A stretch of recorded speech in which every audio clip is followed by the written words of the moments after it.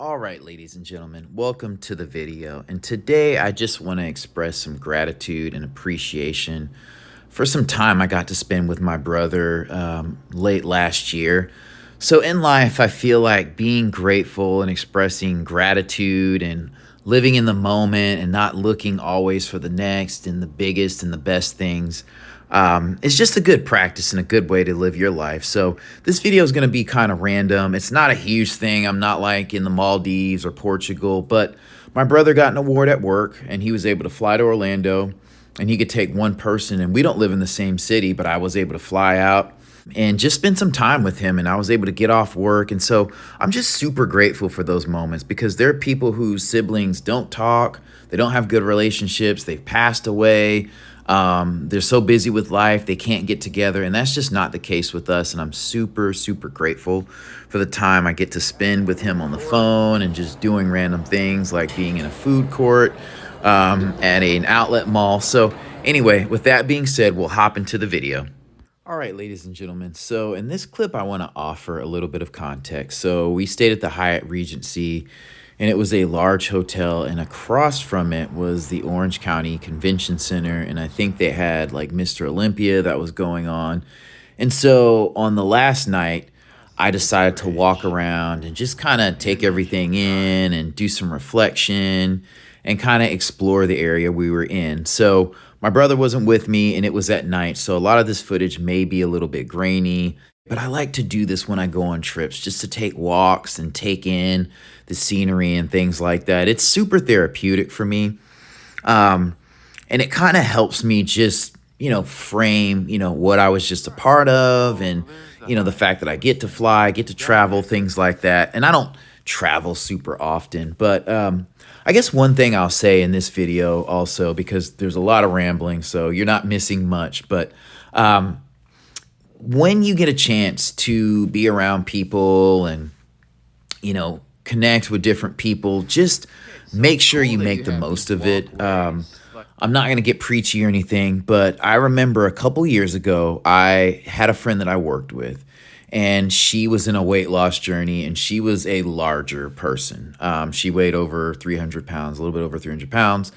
And on our lunch break, we worked in this business complex, and they had a gym that was on another wing of the building, kind of in the basement. And so we walked down there, and she was like, hey, I want to weigh myself to get kind of a starting weight and kind of go from there. And we're walking and talking, and I don't know, it takes about 7 minutes to get to that part. But so we get down there and we take the elevator and then some stairs. And then she goes in for a little bit and she comes out, and I'm like, how did it go? And she said, I weigh too much for the scale. And like, obviously she's a woman. And so I was like, I'm so sorry. And I was like, I bet she's probably bummed. I'm like, I'm sorry, we kind of wasted our time going down here because you weren't able to get what you were looking for. And we're riding up in the elevator, and I'll never forget it. She looks at me and she's like, no, it's not a waste of time. She's like, I get to spend time with you, so it's a win, or something like that. And from there on, I try to be very, very mindful of the present of presence. And I've thought this about people, in the past, where you have these random events where you may be going somewhere with somebody and something happens, like you're headed to a restaurant and they close an hour before. And you're like, dang, we didn't get to go to the restaurant. But in that situation, you got to spend time with someone you cared about. You got to kind of talk and connect with another individual. And I think those moments are huge, especially if you're old enough and wise enough to have lived through the pandemic of 2020. You should understand that. So I'm an introverted person, and I got to the end of myself. Where I work shut down. I worked from home for 8 or 9 months. The gym at that business complex was closed. We couldn't go to the office. My gym was closed completely. I mean, the only things that I did was basically walk and go to Walmart. And even then, Walmart didn't have things. You're in these long lines. It was a super frustrating time and a very difficult time. I was able to fly and see my parents. Even that had a little bit of stress to it. I'm not a person with a ton of anxiety, but, thinking my parents were about 60 at the time. And I was like, well, I'm flying home. I took some precautions and things when I got there, but it's like, what if they get sick? What if something happens? I live over 1,000 miles away from my two brothers and my parents. We're just in different places. And so that was a very tough time. And then on top of that, you really can't connect with people. And as an introvert, I realized, man, hugs are a big deal. Talking to somebody face to face is a big deal. My church shut down, and it was down for an extended period of time because of complications with construction and things like that. And I really, really got a taste of how much I get out of human interaction. And I don't think a lot of our interactions are just random things, especially not with family members and friends. Those are things that are very, very life giving. So I strongly encourage you not to be a person who somebody leaves your life and you're like, I wish I would have done this. I wish I would have done that. And just live with regrets. So, unfortunately, a lot of times it takes us being morbid about the situation to kind of calibrate and understand the importance of time spent. If you think about somebody passing and you're like, what would I have wanted them to know about how I feel about them, about our time spent, the memories and things like that. And if you're unsatisfied, with the thought of that person being gone and you not have expressed or shared something, you need to do it. And obviously spending time with my brother was a very, very good thing. We've got, a little over 3 decades in the game. And so, there's all these shared jokes and experiences and memories that we have. And it's so rich because we'll have new experiences, like when we're out shopping and like we'll point to a person who's dressed kind of crazily and it'll remind us of Uncle so-and-so, or something someone does reminds us of our mom or dad, or a tendency that we have, and we make fun of each other. One other thing I'll say is just like, in life, when you have shared experiences, it's rich because you have those little inside jokes and you have those little chuckles. And especially as a man, busting each other's chops is how we kind of connect, bond, and show affection. And so I cannot stress enough how important it is just to take advantage and appreciate time spent with friends, relatives, and loved ones, even strangers sometimes. You'll hear people tell stories that will kind of like bless you and kind of stick with you and something you can use as a reference to make sense of life. So, even random conversations can be very fruitful and life-giving. And I guess a couple other things I'll say. I'll say 3 things. The third thing will be about Orlando, but the first one is that like life is not perfect. So, taking advantage of spending time with people, having those difficult conversations doesn't mean things will always end well, but at least on your end, you did your best, even if it's not perfect.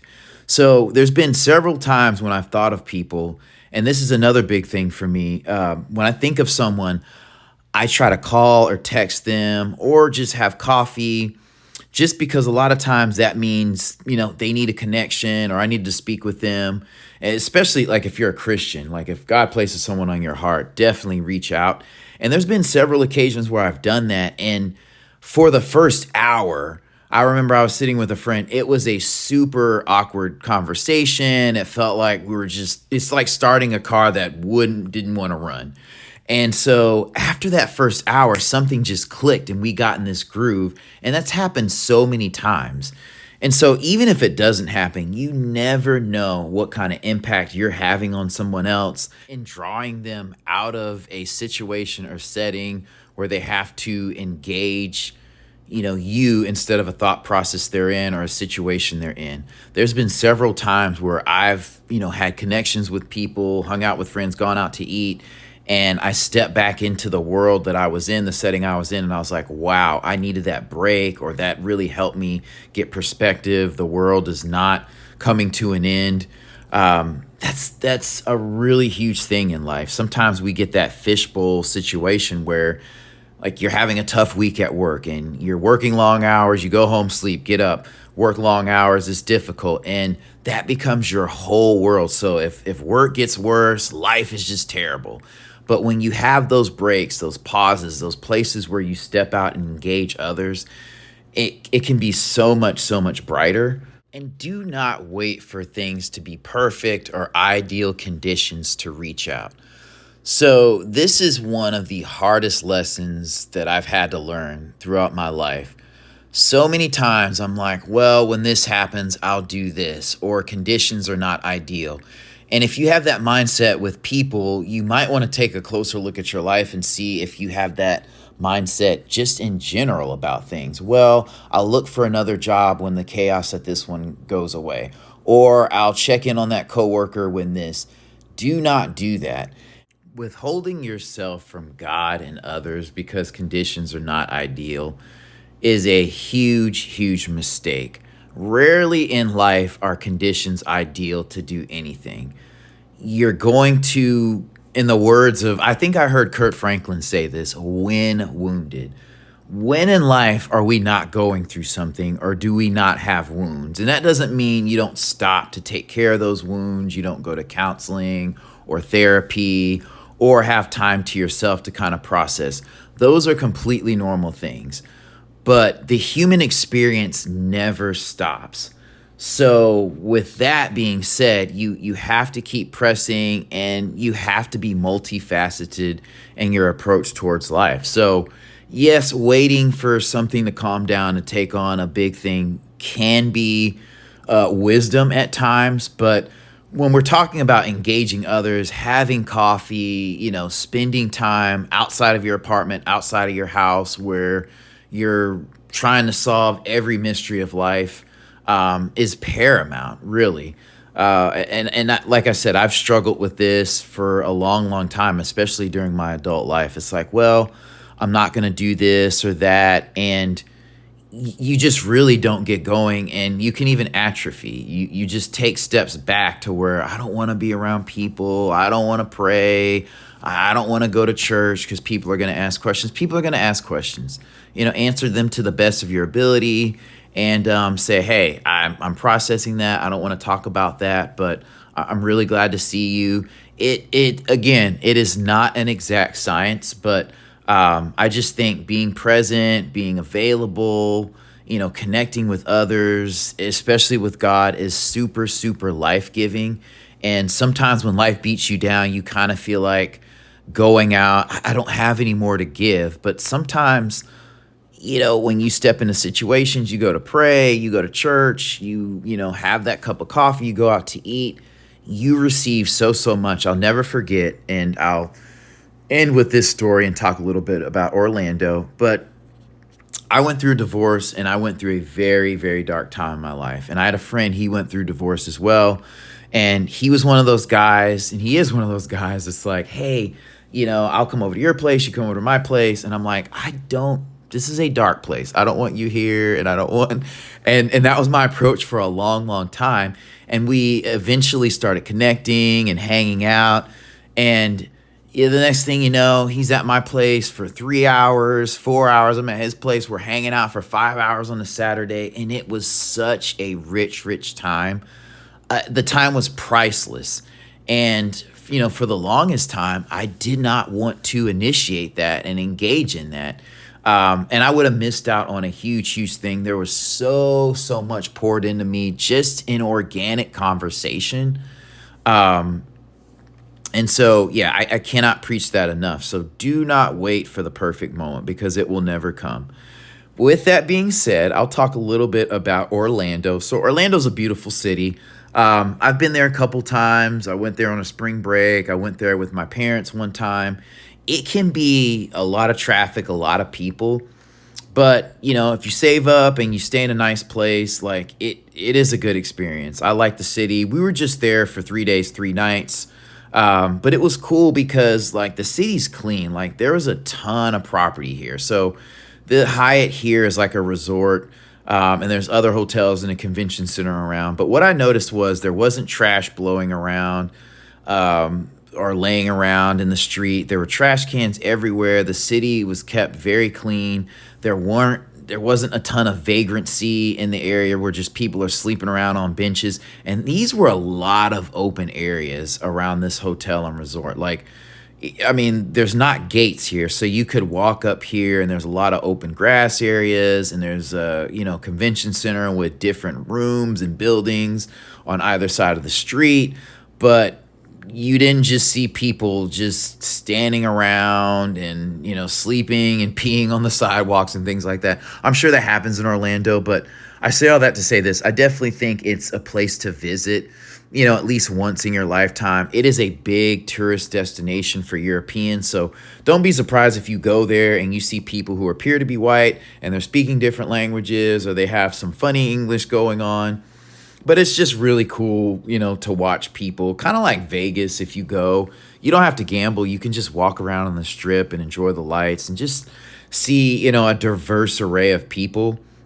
I will say the Nike outlet gets ransacked. We went to two of them, and I'm pretty sure.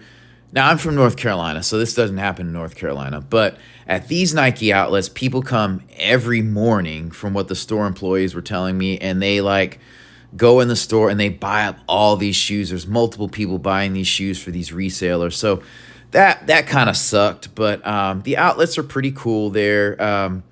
This was the beginning of November, so when we got there, it was kind of chilly, and then it warmed up into like the 70s and I think up to 80s. So that was cool. Where we were at, you can walk places. We definitely used Uber and Lyft going around, but it's just a good experience. There's Disney World there. There's I think SeaWorld has a thing there, and then I think there's Universal Studios also. We didn't do that. I've been to Disney World before and Universal Studios. We kind of wanted to chill. I mean, honestly, his company had things going on where there's food and stuff like that. So that was cool. We had that. And then the hotel was nice. So you could just go around. They had restaurants in there that you could, sit and get food from. So we weren't like super concerned with getting out and doing all the touristy things. I mean, we did hit the outlets because you got to do that. But, other than that, it was a really cool experience. Like I said, I am grateful, first and foremost, that I got to see my brother, and then, that I got a little break from work. So, I highly recommend that hotel. Last thing, I'm not super high on hotels. So that was a 4-star hotel. And I feel like when you walk into the lobby and stuff, you see this marble, you see this waterfall thing, it's cool.